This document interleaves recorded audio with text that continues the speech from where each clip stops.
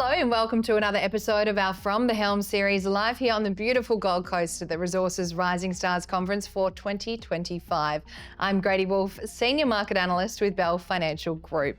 FireFly Metals is advancing the Green Bay Copper Gold Project and the high-grade Pickle Crow Gold Project in Canada. To discuss the company's outlook, I'm so thrilled to be joined by the company's Executive Director, Mike Naylor. Mike, thanks so much for joining us today. Thanks for having us, Grady. So for some of our investors who may not be familiar with the FireFly Metals story, can you give us a quick overview of what the company does? Sure, we've got a world-class deposit, copper gold deposit in our flagship Green Bay Copper Gold Project. It's got 60 million tonnes at a very high grade, 2% copper equivalent. We've got 8 drill rigs going. We're in a fantastic jurisdiction and we're certainly advancing it very quickly. And that's exactly where you want to be right now. Copper and gold are both on a run. So no wonder investors are really excited about what you're up to. Now, what are your key growth objectives for Green Bay at the moment, the Copper Gold Project, over the next 12 months? Yeah, so we're really active, and where we've come from, drilling zero rigs going, and now we've got 8 drill rigs dedicated to A, resource growth, B, infill drilling, which will be the genesis of a study. And we've also got 2 rigs going on a regional prospectivity, which we know that we've got 8 known mines around our main Ming mine, and that's going to yield some really good results, which it already has. So what grades are you seeing right now looking at the results you're getting out of those 8 drill rigs? So we've got 2 distinct styles of mineralisation. We've got a high-grade VMS system that goes anywhere between 7 and 12%, and really good true thicknesses between 10 and 20 metres. And then we've got a broad stockwork zone that's 200 metres wide by 200 metres thick and strikes over 2 kilometres. Wow. So it's a massive ore body, of which, that's the genesis of what we're drilling out at the moment. Yeah, so what's the exploration strategy and how many rigs do you have turning? I know you just mentioned 8, so is that going to increase, or seems like a lot to be going at once? Yeah, it's probably one of the most active drill campaigns in North America at the moment. So we've got 4 drill rigs concentrating on infill drilling, which will be, once again, getting that measured and indicated up to a level that we can create a study that's really robust. Yeah. We've got 2 that's growing the resource. Our last resource update, we increased the resource by 51% from 40 to 60 million tonnes. We're drilling down plunge at that, and we expect resource growth, probably not at that level, but we're certainly going to see it grow. Wow. And then once again, the regional prospectivity, we put our first 2 holes down on a regional campaign under an old mine, and we got 10 metres at 6% copper and 12 metres at 4% copper. So that regional prospectivity, particularly around those VMS systems, they occur in clusters. Yeah. So we have a pretty aggressive exploration strategy going at the moment. Now, talking about how aggressive this exploration and drilling campaign is, how are you going to fund it?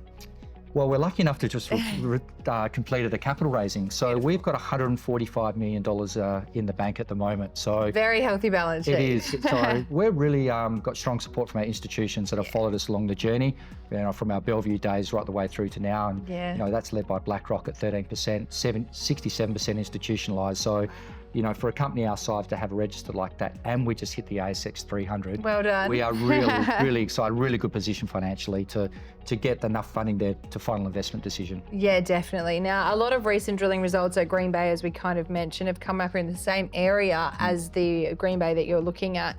Is there substantial exploration power elsewhere as well that you guys are looking at going out or outwards or anything like that? Yeah, when we acquired the project, we only had 52 square kilometres, so it was quite a postage stamp.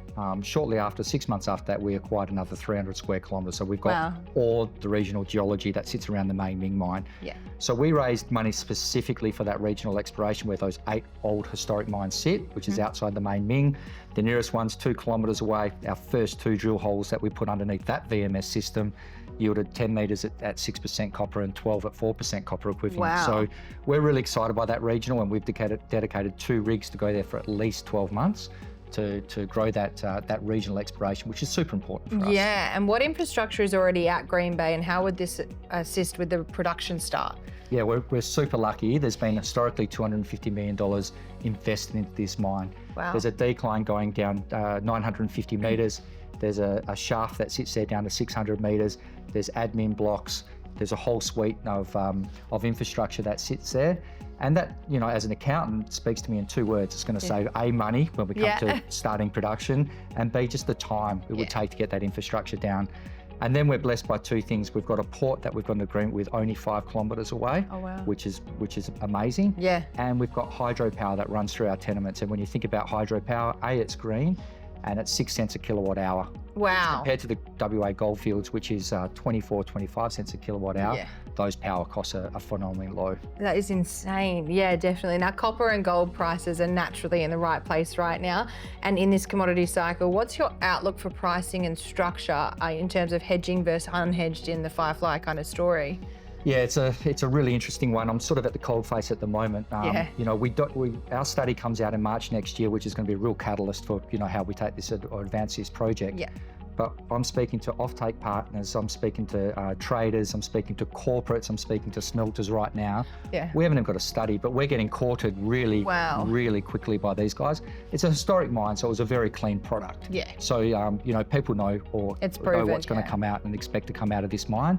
But what that tells me, there's a real shortage coming, and I think the demand's there. You know, people that don't own copper, you know, want copper, and people that are copper want more copper. So I think we're in a really good spot. And when it comes to pricing, you know, unhedged, I think we're in a real fortunate place to be in a, you know, in a bull market for copper. I really feel it's coming. Yeah, I think there's a really big upside. Which, as I mentioned in my preso this morning, there's so many tailwinds coming for the sector and a serious supply deficit. So I think all eyes will be on FireFly Metals heading forward. Mike, Naylor, thank you so much for joining us today.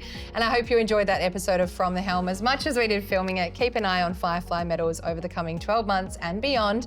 If you did enjoy that episode, please be sure to subscribe to all of our YouTube channels.